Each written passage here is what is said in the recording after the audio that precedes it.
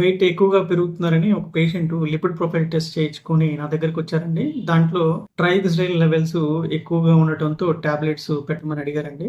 నార్మల్‌గా triglyceride levels 150 points కంటే తక్కువగా ఉంటాయండి. 150 నుంచి 500 మధ్యలో గనుక ఉంటే అందరికీ టాబ్లెట్స్ అవసరం ఉండదు. స్మోకింగ్, డయాబెటిస్, హైపర్ టెన్షన్ వంటి రిస్క్ ఫ్యాక్టర్స్ ఉంటే వాళ్ళకి టాబ్లెట్స్ పెట్టవలసి ఉంటుంది. ఒకవేళ 500 కంటే ఎక్కువగా ట్రైగ్లిజరైడ్ లెవెల్స్ ఉంటే వీరికి భవిష్యత్తులో రక్తనాళాల్లో పూడికలు వచ్చి హార్ట్ అటాక్, పారాలిసిస్ లేదా ప్యాంక్రియాటిస్ సమస్య వచ్చే అవకాశం ఉంటుంది కాబట్టి వీరికి ఖచ్చితంగా టాబ్లెట్స్ పెట్టవలసి ఉంటుందండి. ఈ పేషెంట్ కి ట్రైగ్లిజరైడ్ లెవెల్స్ 242 ఉన్నాయండి.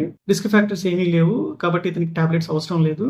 మెయిన్ గా లైఫ్ స్టైల్ మోడిఫికేషన్స్ అంటే ఫ్యాటీ ఫుడ్ తక్కువగా తీసుకోవటమే కాకుండా వీరికి కార్బోహైడ్రేట్స్ తక్కువగా తీసుకోవాలండి. ఎందుకంటే కార్బోహైడ్రేట్స్ లివర్ లో ట్రైగ్లిజరైడ్ లెవెల్స్ గా మారతాయి. దాంతో పాటు డైలీ మినిమం 30 మినిట్స్ వాకింగ్ చేయాలని సజెస్ట్ చేశానండి. Thanks for watching.